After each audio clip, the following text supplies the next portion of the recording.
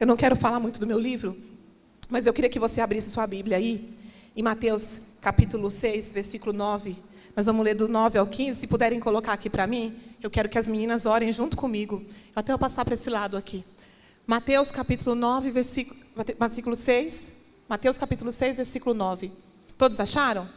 Vamos ler comigo aqui? Vamos lá, hein, gente? Eu não almocei hoje, mas vocês almoçaram, eu acho, né? Eu só tomei um lanchinho. Quem almoçou, lê comigo. Vamos lá. Vocês devem orar assim. Gente, quem aqui já foi católica? Eu já fui católica. Qual a primeira oração que a gente aprende no catolicismo? Na catequese? Pai Nosso. Se você não orar, você faltou na aula de catecismo. E se você já era crente, você faltou na escola dominical. Vamos lá? Orar o Pai Nosso juntas? 1, 2, 3. Pai Nosso, que estás no céu, santificado seja o teu nome. Venha a nós o teu reino, seja feita a tua vontade, na terra como no céu. Venha a nós o teu reino, seja feita a tua vontade, assim na terra como no céu. Nosso de cada dia nos dai hoje. Perdoai as nossas ofensas, como também temos perdoado aquele que nos ofendem. Pode parar aí. Volta esse versículo, por favor. Perdoa-nos as nossas ofensas. Vamos repetir juntas? Perdoa as nossas ofensas, como também... Perdoa as nossas ofensas, como também... Será que você pode orar essa oração? Será que hoje você está com o coração limpo para falar: Deus, perdoa as minhas ofensas, como eu perdoei aquele que me ofendeu? Você está orando assim: Senhor, me perdoa na mesma proporção, me perdoa na mesma medida que eu perdoei o meu ofensor. Aí você fala: Mel, então, peraí, eu não consigo orar isso aí. Então a nossa oração está sendo oração de fariseu. Porque a gente só está repetindo uma oração porque foi pronunciada, que a gente aprendeu desde a infância. E quando eu falo para Deus: perdoa da mesma forma como eu perdoei os meus ofensores, eu estou dizendo: perdoa do mesmo jeito. Já imaginou o Senhor te perdoar do mesmo jeitinho que você tem falado do seu ofensor? Já pensou o Senhor te tratar da mesma forma como você tem tratado o seu ofensor? Então pensa nisso. Eu queria que você fechasse os seus olhos um pouquinho. E falando de ofensor, talvez está aqui sentada dizendo: Mel, eu fui muito humilhada na vida. Eu fui muito traída. Eu sofri rejeição, eu sofri abuso psicológico, eu sofri abuso sexual na infância, eu fui abandonada pelos meus pais. Eu tive um relacionamento e eu acreditei que ele podia ser o homem da minha vida, mas ele me traiu. Eu coloquei o meu coração, a minha confiança nesse relacionamento e não deu certo. Eu queria te perguntar: quem foi a pessoa que mais te ofendeu nessa vida? Talvez o seu maior ofensor foi o seu pai. Talvez o seu maior ofensor foi a sua mãe. Talvez o seu maior ofensor foi uma igreja que você entrou e esses pastores não tomaram conta da sua alma, do seu espírito como deveria. Quem foi o seu ofensor? Será que você pode se lembrar quem foi o seu ofensor? Nós vamos falar sobre isso nessa noite. Nós vamos entender que a palavra perdão, ela tem uma definição. No grego, ela significa deixar ir. Significa remissão de culpa no grego. Mas a tradução também original vai dizer que é deixar ir. Então nós vamos entender que o Senhor te trouxe aqui para ser livre em uma área da tua vida, para deixar ir pessoas que te machucaram e te ofenderam. Mel, eu já perdoei, mas eu não quero falar sobre isso. Eu já perdoei, mas quando eu senti no meu coração, eu já ministrei pessoas que diziam assim: quando eu senti no meu coração, eu vou perdoar. Sabe quando você vai sentir no seu coração? Nunca. Porque a nossa natureza é caída. Porque a nossa natureza é pecaminosa. Qual o primeiro sentimento que brota no nosso coração quando a gente recebe uma traição? Qual o primeiro sentimento que brota no teu coração quando você foi lá na infância abusada, molestada, e hoje você vê uma mulher e você fala: foi trauma? Qual o sentimento que permeia a tua vida durante todos esses anos? Primeiro, é de raiva. É raiva. Quando você é traída, quando você é humilhada, quando você é rejeitada, quando você é reduzida a nada, o primeiro sentimento que brota no teu coração é de raiva. E o que a raiva produz em nós? Ela vai produzir eu devolver para a pessoa o que ela fez comigo. Depois da raiva, eu vou ser tomada por um sentimento de injustiça. Deus, por que isso aconteceu comigo? Deus, eu era uma esposa tão boa. Deus, eu era uma boa amiga, eu era só uma criança. E talvez eu estou falando com mulheres aqui hoje que passaram infâncias terríveis. Que talvez teve um pai como o meu que foi alcoólatra. Tiveram dores na alma tão profunda e você diz, Deus, isso é uma injustiça. O terceiro sentimento que a gente vai sentir é sentimento de rejeição. Eu não aguento essa vida. Eu não pedi para nascer. Eu não merecia viver isso. Você vai se sentir rejeitada pela vida, pela pessoa que te ofendeu. E você vai se sentir rejeitada também por Deus. E o último sentimento que envolve a nossa vida é de autopiedade, de culpa. Depois que passa muito tempo, o inimigo vai colocar na tua cabeça que você foi culpada. Mesmo sendo uma criança, você foi culpada. O seu marido te traiu porque você não foi uma boa esposa. Você foi culpada. E a culpa vai te governar. E aqui no livro de Romanos, capítulo 7, versículo 24, não precisa colocar, depois eu quero que vocês leiam. Paulo vai dizer assim, quem me livrará do corpo dessa morte? Romanos 7, 24, anota, ou compre o livro, que já está lá no livro isso também. Romanos 7, 24, Paulo vai dizer assim, quem me livrará do corpo dessa morte? Paulo está dizendo que havia uma guerra entre o espírito e o corpo e a alma dele, porque a carne dele queria pecar, mas o espírito queria vivificar. E Paulo está dizendo, quem me livrará do corpo dessa morte? Enquanto eu orava, Deus falava para mim, a falta de perdão. O que significa que Paulo está dizendo sobre quem me livrará no corpo dessa morte? No Império Romano havia algo que chamava necroforia. Necroforia. O que é necroforia? Era quando uma pessoa matava alguém, ele era um assassino. Então lá no Império Romano havia um ato de brutalidade para fazer aquela pessoa pagar. Então suponhamos, se eu matei uma pessoa, eles pegavam o corpo daquela pessoa, o corpo do morto, amarrava no meu corpo, no corpo do vivo, e faziam andar por todo o arraial carregando aquele peso do morto. E aonde você andava, você inalava as toxinas do morto. Então no arraial todo mundo via você carregando o peso morto. Todo mundo via você inalando as toxinas do morto. E o que Deus quer fazer conosco com o perdão é... Quem te causou o mal estava cheio de toxina, só que você não pode morrer com a toxina que o outro colocou em você. Você não pode mais carregar esse peso morto. O Senhor te trouxe aqui porque talvez nós já estamos entrando em março e você está dizendo, Mel, a minha vida ainda não mudou. Eu entrei o ano profetizando, eu entrei o ano acreditando, eu até coloquei a roupa branca, mas eu quero te dizer que o Senhor quer tratar suas emoções para que o seu ano seja perfeito. Então ele inalava o cheiro do morto. E com a respiração do cheiro do morto, ele morria intoxicado. A falta de perdão faz isso com você. Talvez eu estou aqui falando e a sua mente está viajando. Nossa, tanta gente me fez mal. Meu pai me fez mal. Minha mãe me fez mal.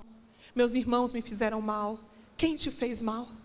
Quem foi que reduziu a tua vida a nada e te levou a um sentimento de rejeição tão grande que você vive ainda à sombra dessa rejeição? Então no livro de Romanos vai contar essa história.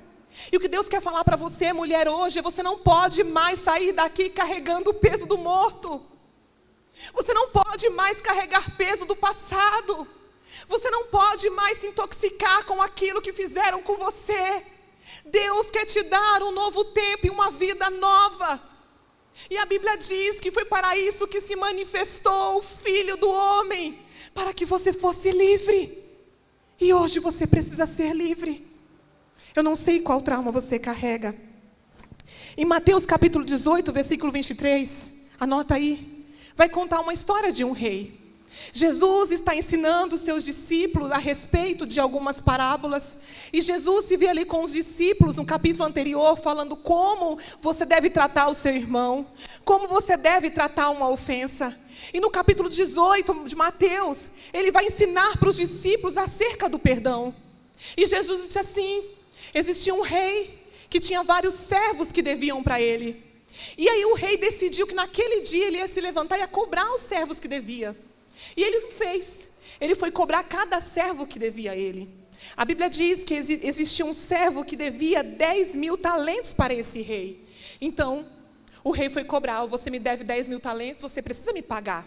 Ele disse: Senhor, não faça isso comigo, eu não tenho dinheiro. Tenha misericórdia da minha casa, tenha misericórdia da minha família. Eu não tenho como te pagar, mas assim que eu puder, eu te pagarei.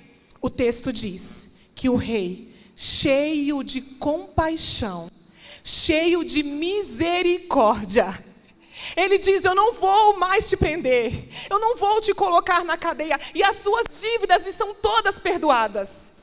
E esse que foi muito perdoado pelo rei, ele sai, e no caminho, no meio do caminho, ele encontra um conservo.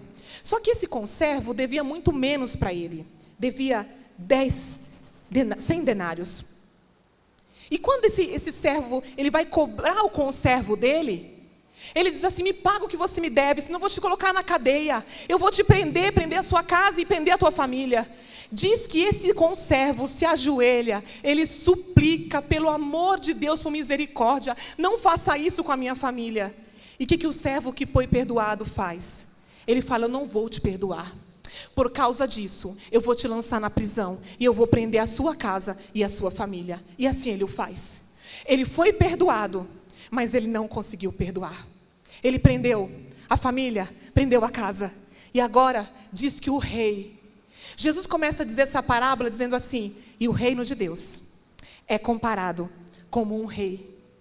Este rei que descobriu que o conservo que foi perdoado não perdoou. O texto diz que ele disse assim, o rei disse para ele: não devias tu ter misericórdia do teu próximo como eu tive de ti? E por que não fizeste isso? Eu vou te lançar na prisão aos verdugos de alma. Mel, o que significa isso? E Jesus vai dizendo embaixo: da mesma forma como você tratou o seu irmão, eu vou te tratar. Nossa, Mel, que palavra forte. É forte, gente, mas é para trazer salvação no meio da igreja. Porque tem pessoas que pregam, que cantam, que dançam e não falam com o pai, com a mãe, com os irmãos e acham que está tudo bem. O reino de Deus não se move em divisão. O reino de Deus não se move em contenda. Da mesma forma como você trata os seus irmãos, os seus parentes, os seus filhos, o seu marido e aquele que te ofendeu, é desta forma que o céu vai te tratar. Espera aí, então, a minha vida está travada porque eu não estou me movendo pelo reino. O reino de Deus está te convidando nessa noite para se mover por algo maior. Você não pode mais se mover pelos seus traumas. Você não pode mais se mover pelas suas dores. Você precisa se mover pela graça de Deus. Coloca para mim aqui 2 Coríntios, capítulo 2, versículo 10. Paulo vai trazer uma reflexão bem interessante. Vamos ler junto. 2 Coríntios, capítulo 2, versículo 10. Paulo vai dizer assim: se vocês perdoarem alguém, eu também o perdoo. Aquilo que perdoei, se é que havia alguma coisa para perdoar, Paulo está dizendo, se é que eu tenho alguma coisa para perdoar, eu perdoei na presença de Cristo por amor a vós. Pode colocar o 11.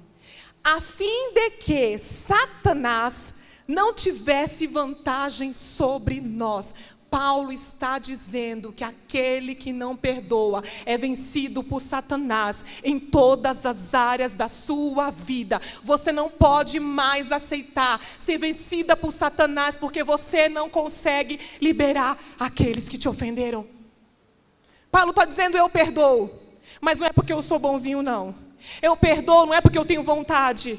Eu perdoo não é porque eu amo a todos. Eu perdoo na presença de Cristo, a fim de não ser vencida por Satanás. É por isso que eu não quero ser vencida por ele. Eu quero estar debaixo da graça de Deus. E o que a cruz me revela? A cruz me revela o perdão do Pai. A cruz me revela o amor de Deus. A cruz me livra das minhas rejeições. A cruz me livra dos traumas. A cruz me livra do engano. A cruz me livra de devolver ao ofensor o que ele me fez. A cruz de Cristo faz isso. Quando nós não perdoamos, nós damos direito legal para Satanás atuar na nossa mente. Ele atua na vida financeira. Ele atua na vida sentimental. Ele atua na vida familiar. Aquela pessoa que te ofendeu, você precisa se desvincular dela hoje. Você precisa se livrar desse sentimento hoje. Mel, e o que vai acontecer com a pessoa que me ofendeu? Eu vim de um lar muito disfuncional. Meu pai, ele bebia, e ele, certa feita, ele bateu na minha mãe. E ele entrou no quarto, ele colocou os 3 filhos para fora, eu, minha irmã, meu irmão, e ele começou a bater na minha mãe. Naquele dia eu tive ódio do meu pai. Eu não era evangélica, e ainda que fosse, eu sei que o sentimento seria o mesmo. Eu teria raiva do meu pai, porque eu via a mulher que amava ele, que cozinhava, que lavava, que passava. Quando eu olhei para ela, ela estava com o olho roxo. Ela tinha o olho roxo, e eu falei, mãe, não chora. Quando eu entrei no quarto, ela estava chorando, eu falei, mãe, não chora. Ela falou, filha, eu não consigo parar de chorar. Quando ela me disse isso, foi brotando uma raiva dentro de mim, e eu pedia para Deus levar meu pai. Senhor, leva esse homem. Por que ele bebe tanto? O que aconteceu é que pela bebida do meu pai, a minha mãe também começou a beber. Minha mãe começou a se embriagar e eu tinha vergonha da minha mãe. Eu tinha uma madrinha que eu amava muito. E eu comecei a ter vergonha da minha mãe. Eu tinha vergonha daquela família. Eu disse, Deus, eu não pedi para nascer. Eu não queria nascer nesse lar disfuncional, onde ele bebe, bate nela, e ela bebe, e a minha casa é disfuncional. E um dia eu disse isso para Deus. Mas um certo dia eu acordei, e no meu quarto, eu não ouvi o café fazendo naquele dia. Eu não ouvi a minha mãe me chamar para ir para a escola. A minha mãe estava tendo uma convulsão no quarto. E eu fui a primeira pessoa a pegar ela. A minha mãe morreu nos meus braços, indo para o hospital. E quando eu vi aquilo, eu disse, Deus, me perdoa. Eu não queria que o Senhor levasse minha mãe. E eu carreguei um sentimento de culpa. Talvez você está aqui me ouvindo, e talvez você vai dizer assim, Mel, eu não preciso perdoar ninguém, mas eu preciso me perdoar porque eu não tenho sido uma boa mãe. Eu preciso me perdoar porque eu não sou uma boa filha. Eu preciso me perdoar porque eu não sou uma boa esposa. Eu preciso me perdoar porque eu cometi aborto no passado e hoje eu me arrependo. Eu preciso me perdoar porque eu entrei num relacionamento onde não era para mim entrar. E talvez você está aqui carregada pela culpa. Eu quero te dizer que eu carreguei culpa. Durante muitos anos, eu ia na igreja, eu frequentava os cultos, e a minha vida não fluía, porque Satanás dizia para mim que a minha mãe morreu, porque eu pedi para Deus. E todos os dias eu carregava aquele peso. Era eu carregando o peso do morto nas minhas costas. Alguém que já tinha morrido, que eu amava tanto. E eu não pedi para ela morrer. Eu só falei que eu não queria aquela família. Minha mãe morreu, meu pai foi embora de casa, e ficamos nós 3 sozinhos. E eu precisei ser curada. Mas um dia, eu li neste livro, que o Senhor levou sobre a cruz todas as minhas culpas. Ele levou as minhas transgressões. Ele levou todos os meus pecados. E naquele dia, eu recebi a cura do Senhor. Porque eu entendi que eu não tive culpa da morte da minha mãe. E Satanás usava isso na minha mente para paralisar o meu chamado, para paralisar quem eu era. Porque na minha cabeça a minha mãe tinha morrido porque eu clamei a Deus e dizendo que não queria aquela família. E talvez você está aqui hoje carregando uma culpa. Feche os seus olhos um minutinho. Eu não ia falar sobre isso, gente. Eu juro que não está nem no script aqui. Mas o Senhor está mandando eu falar e eu vou ser obediente a Ele. Tem pessoas que carregam culpas há anos. Culpas que veio lá do seu passado, da sua infância, da sua adolescência, do seu tempo de namoro. E você não consegue ser livre, você não consegue fluir para aquilo que Deus tem para você, porque você ainda está carregando o peso daquilo que viveu no passado. O Senhor quer visitar a tua alma nessa noite. Ele quer visitar tuas emoções, Ele quer visitar tuas lembranças, e Ele quer te arrancar de lá, porque Ele está te dizendo, a minha cruz foi suficiente para te tirar desse lugar de culpa, porque Ele levou sobre si as suas e as minhas culpas. E por meio da cruz, você já foi livre, você já foi curada. Sai desse lugar agora, sai desse lugar, mulher da culpa, sai desse lugar da rejeição, sai desse lugar do abandono, sai desse lugar de satisfação, sai desse lugar de inconscientemente não poder mais chegar diante de Deus e dizer, eu não mereço ser filha. Porque lá no passado eu cometi um aborto. Porque lá no passado eu fui muito mal para os meus pais. Porque eu não fui uma boa esposa e acabei me separando. Sai desse lugar de culpa nessa noite, em nome de Jesus. Abre os seus olhos. Quem já leu aqui o livro de Filemão? Filemão é um livro pequenininho. Como a palavra está muito pesada, vou fazer uma gracinha. Quem quiser engravidar, pode pôr o nome do filho de Filemão. Já pensou que bonitinho? Filemão, vem com a mamãe. Né? Só para descontrair. Filemão, vem com a mamãe. Filemão, não mexe aí. Quem já leu Filemão? Filemão é um livro que vai falar que tinha uma igreja reunida. Onésimo era escravo de Filemão. Tinha uma igreja reunida na casa de Filemão. Tinha um servo chamado Onésimo. Paulo, que dirigia essa célula e esse GC na casa de Filemão. Só que Paulo foi preso em Roma. Paulo é preso em Roma. Onésimo, engraçadinho, servo de Filemão, ele rouba a casa de Filemão. Ele rouba a casa de quem ajudou ele rouba a casa de quem acolheu ele rouba a casa daquele que dava comida para ele. Ele era escravo, mas um escravo naquela época, ele era escravo comprado. Ele não tinha direito de roubar a casa do seu senhor. O texto diz que Onésimo foge. Ele foge para Roma, e quando ele chega em Roma, quem que ele encontra? Paulo. Paulo na cadeia, vai ministrar a vida de Onésimo. E aí Paulo escreve uma carta. Paulo trata Onésimo como um arrependido. Paulo tem compaixão de Onésimo. Paulo diz assim para Filemão: olha, estou te escrevendo essa carta para você receber aquele que te traiu, aquele seu ofensor, recebe ele na tua casa como filho agora. Recebe ele como irmão em Cristo. E Paulo vai dizer assim: antes ele era um servo inútil, mas agora ele é útil para o meu reino. E Paulo diz assim: e tudo que ele fez, se ele te causou algum dano, põe na minha conta. E eu comecei a ler esse texto, eu comecei a chorar. Um dia eu estava no hotel em Poços de Caldas, que eu trabalho viajando. Eu estava muito ofendida por uma situação que eu passei. E quando eu li, era a conjuntura de Deus dizendo para mim: põe na minha conta. Mel, você está dizendo que eu tenho que perdoar aquele que me traiu. Tem que perdoar. E o que eu faço com o que ele te fez? Põe na conta de Deus. Eu vou ter que perdoar aquela que me abandonou? Vai. E o que eu faço com o abandono, com a rejeição? Põe na conta de Deus. Ele está dizendo para você hoje: põe na minha conta. Põe na minha conta esse trauma. Põe na minha conta essa dor. Põe na minha conta essa rejeição. Põe na minha conta essa traição.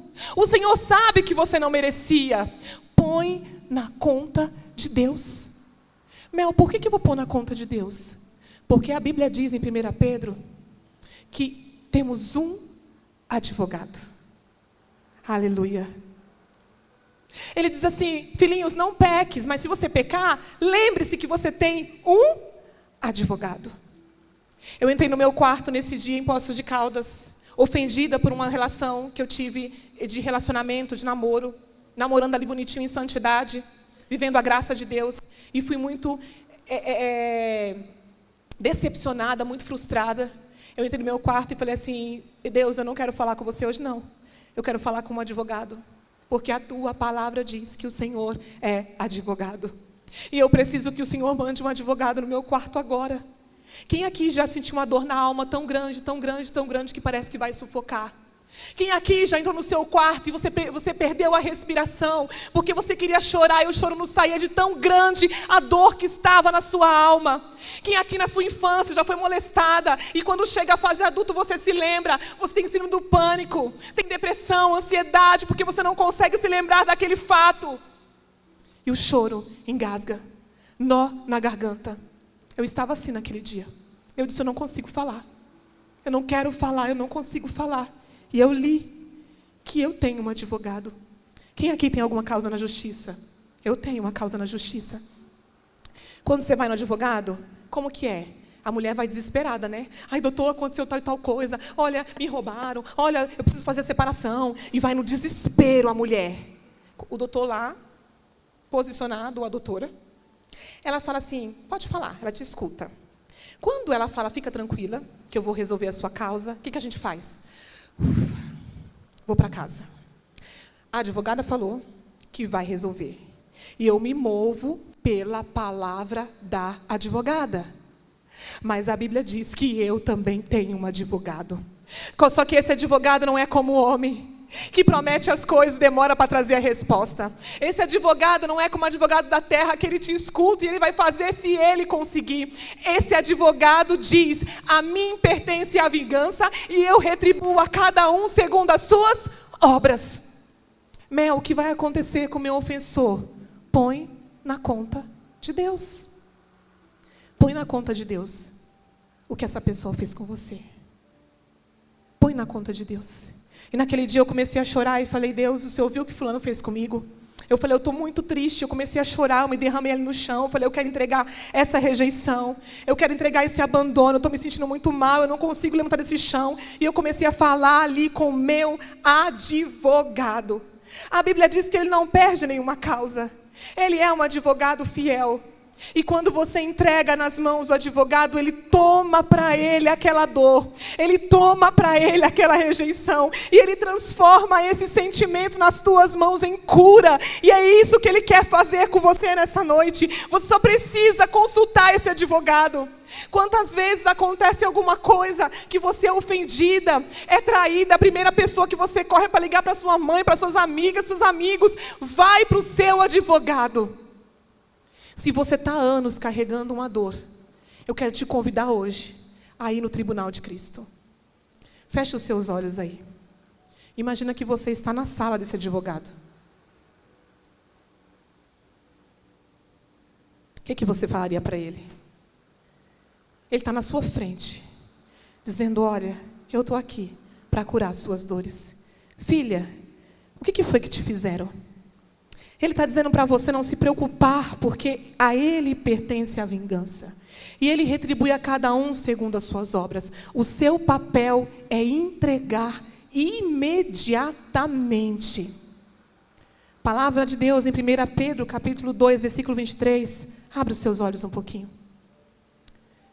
1 Pedro, capítulo 2, versículo 23, vai dizer assim: que quando foi injuriado, Jesus não injuriava, mas ele entregou a ofensa imediatamente nas mãos daquele que pode resolver. Então entrega essa ofensa, entrega esse abuso, entrega a traição, entrega a rejeição, entrega o abandono. Ah, mas eu confiei tanto, entrega também. Entrega esse sentimento que ficou marcado no seu coração, que hoje você ficou uma pessoa desconfiada. Você não consegue mais confiar em ninguém. Talvez você foi traída num passado e você já se casou de novo. Você não consegue mais confiar no seu marido, porque você carrega a traição como um morto na sua alma. O Senhor quer que você enterre esse morto hoje e que você renasça para um novo tempo. Mel, e quanto ao ofensor? Eu fico preocupada, porque parece que eu perdoo e o ofensor continua vivendo em abundância. A palavra de Deus diz em João 18, vai contar uma história, que Jesus está para ser morto. Quando Jesus vai ser morto, Pedro está do lado dele. Pedro saca uma espada na orelha de Malco e corta a orelha de Malco. Quem sabe bem, conhece a história, sabe que Malco tinha a intenção de ser sacerdote. Naquela época, o sacerdote não podia ter defeito algum.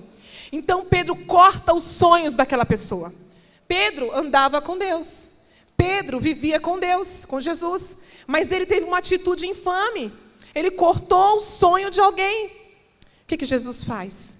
Jesus se ajoelha, pega a orelha de Malco, restaura os sonhos do ofendido. E ele vai tratar o ofensor. Vai dizer: Pedro, basta. E talvez o que você precisa ouvir hoje é o basta de Deus na sua vida. Deus é aquele que Ele corrige o ofensor e Ele restaura aquele que foi ofendido. Ele restaura o ofendido. Não havia mais expectativa. Talvez você está aqui dizendo: eu fui traída, minha vida não tem mais jeito, acabou. Talvez está dizendo: Mel, na infância eu fui tão molestada, eu fui abandonada pelos meus pais, eu fui abandonada por uma amizade, eu fui traída, eu não confio mais em ninguém. Deus está dizendo: basta, porque Ele pode restaurar. Ele restaura os sonhos, Ele restaura a aliança, Ele restaura a comunhão, Ele restaura, Ele faz você sonhar de novo, Ele quer tirar você desse lugar que a dor quis te colocar. Em Hebreus capítulo 12, versículo 15, eu estou finalizando. A Bíblia diz assim: segui a paz com todos, tendo cuidado que ninguém se prive da graça de Deus, e que de nenhuma raiz de amargura brote no seu coração, contaminando a muitos. O que o livro de Hebreus está ensinando? Você precisa seguir a paz com todos. E se o outro não quiser, problema dele, eu vou seguir em paz. Eu sigo em paz com Cristo. Se ele não quiser ter paz com você, não tem problema. É sobre você, você precisa seguir a paz. Para que nenhuma raiz de amargura brote no seu coração. E o livro de Hebreus vai explicar por quê. Porque fazendo isso, você se priva da graça de Deus. Tem muita mulher se privando da graça de Deus, porque está com raiz de ressentimento, porque está com raiz de amargura, porque está com raiz de rejeição. Então imagina uma planta, uma árvore bonita, com frutos para o lado de fora, e dentro, a raiz dela está toda danificada. Eu quero te dizer que as pessoas não estão vendo sua raiz. As suas amigas não vêem sua raiz, mas eu quero te dizer que o céu observa onde estão as tuas raízes. E Ele precisa que a sua raiz seja curada. Arranca da tua vida hoje toda a raiz de ressentimento. Arranca da sua vida hoje toda a raiz de medo. Arranca da sua vida toda a raiz que está paralisando o teu chamado. Arranca da sua vida toda a raiz de rejeição. Ah, mas eu fui traída. Arranca essa raiz de traição. Arranca essa raiz de procrastinação. Arranca essa raiz de complexo de inferioridade. Deus não me ama, ninguém me ama, eu vou ficar sozinha. Arranca essa raiz hoje, porque o céu tem mais para você. Aleluia! O céu tem mais para você. Aqui, eu quero perguntar para vocês: quem aqui precisa perdoar alguém? Todos nós precisamos. Quem aqui precisa liberar perdão para alguém? Enquanto eu estava pregando, aqui a pessoa falou: me lembrei do meu pai, me lembrei da minha mãe. Eu quero falar para vocês que meu pai, antes de morrer, meu pai aceitou Jesus pelas minhas mãos da minha irmã. E eu liberei perdão para o meu pai. E eu só lamentei uma coisa. Eu disse: Deus, eu queria ter os meus pais agora que eu sou crente. Porque eu queria viver a graça de Deus com os meus pais. Eu não pude viver a graça, mas eu queria viver a graça de Deus com os meus pais. Talvez você está aqui hoje e você ainda tem pai, ainda tem mãe. Libera perdão para eles agora. Peça perdão para eles agora. A palavra de Deus diz, em 1 João capítulo 1, versículo 9, se confessarmos a Deus os nossos pecados, Ele é fiel e justo para nos perdoar e nos purificar de toda a injustiça. Talvez você vai dizer: Mel, eu não preciso perdoar alguém, eu preciso me perdoar. Eu carrego culpa, eu não consigo fluir em área nenhuma, eu não estou fluindo na vida financeira, eu não estou fluindo na vida sentimental, eu não estou fluindo na vida ministerial, porque eu preciso me perdoar, eu carrego culpa. Se confessar os vossos pecados, Ele é fiel e justo para te perdoar e te purificar de toda injustiça. Talvez você vai dizer: Mel, assim como você, a minha mãe já morreu. Meu pai já morreu, como que eu faço? Eu estou presa no sentimento. Meu pai era muito bruto, meu avô era muito bruto. Eu já conheci pessoas que foram abusadas pelos seus tios, pelos seus avós, e agora já morreu. O perdão não é sobre eles, o perdão é sobre vocês. Eclesiastes capítulo 9, versículo 5 vai dizer que os mortos não têm parte com essa vida. Não é sobre quem já morreu, é sobre você que ficou para cumprir o teu propósito. E você precisa cumprir o teu propósito. Nada pode paralisar o teu propósito. Vai ficando de pé aí no seu lugar. Pedir para as meninas do louvor subir aqui.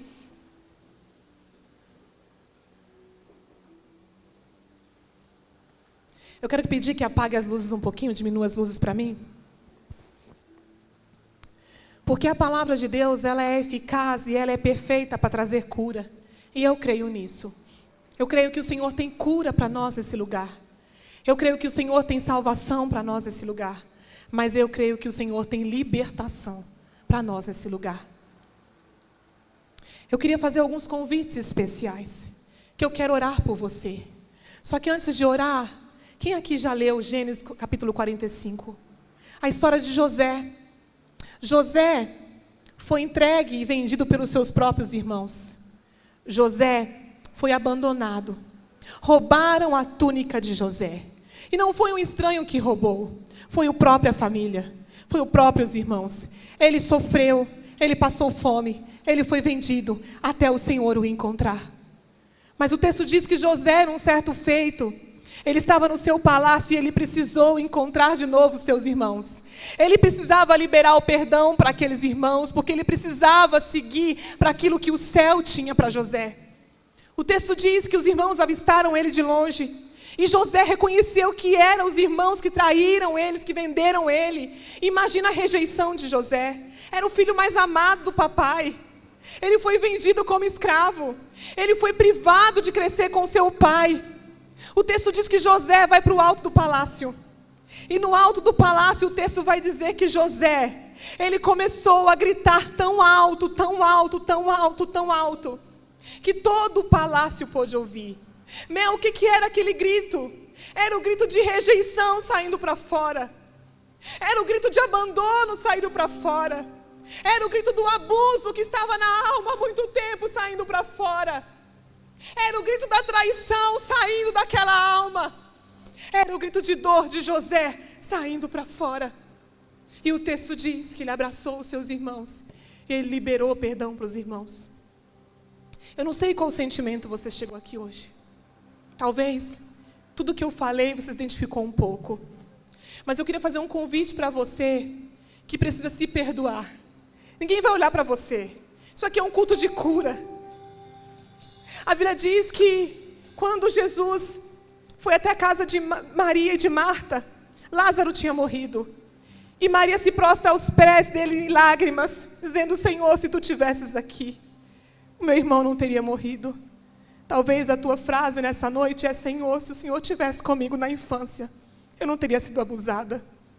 Talvez se o Senhor me colocasse em outra família, eu não teria sofrido.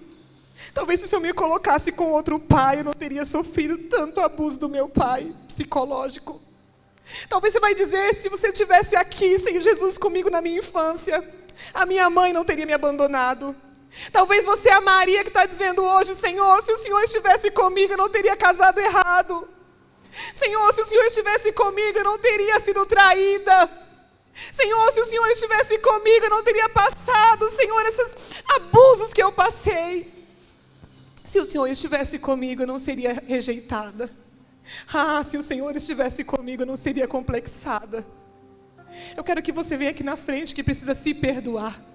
Eu quero que você coloque as mãos no altar e entregue, assim como Maria, que ela se ajoelhou aos pés de Jesus e ela entregou a sua dor. Eu quero que você enterre essa culpa hoje. Se você está carregando culpa, eu quero te convidar a vir aqui na frente, que nós vamos orar por você. Eu também quero te convidar, você que precisa liberar perdão para alguém. E você diz: Mel, enquanto você pregava, na minha mente vinha flashes na minha infância. Como eu fui abandonada. Na minha mente veio flashes quando eu vivi uma traição, eu não consegui sair de lá. Eu quero te convidar a vir aqui na frente. O perdão não é fruto de intelecto. O perdão não é fruto de emoção. O perdão é fruto de decisão.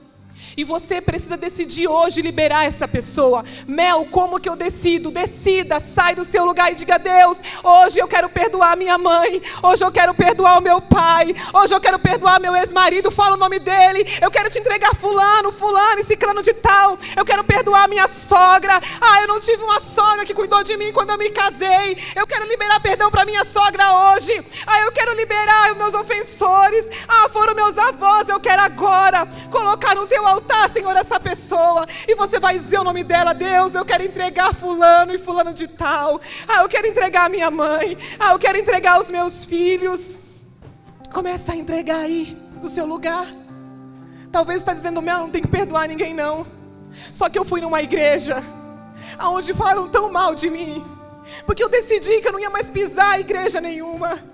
Eu fui tão abusada psicologicamente por pastores que não estavam posicionados. E hoje eu estou com trauma de igreja. Eu não quero mais servir na obra. Eu não quero mais voltar a louvar, eu não quero mais voltar a pregar, eu não quero fazer nada na igreja, porque eu estou paralisada pelos meus traumas. Eu quero te convidar a colocar esse trauma hoje nos pés do Senhor Jesus. Nem que venha toda a igreja aqui na frente, a gente vai afastar as cadeiras, mas hoje é dia de você entregar. Saia do seu lugar e comece a entregar. Deus está te chamando. Ele está te chamando as Marias que estão presas. Ele está te convidando a apresentar a sua caixinha preta. Ele está te convidando a apresentar a caixinha de decepção, a caixinha de frustração.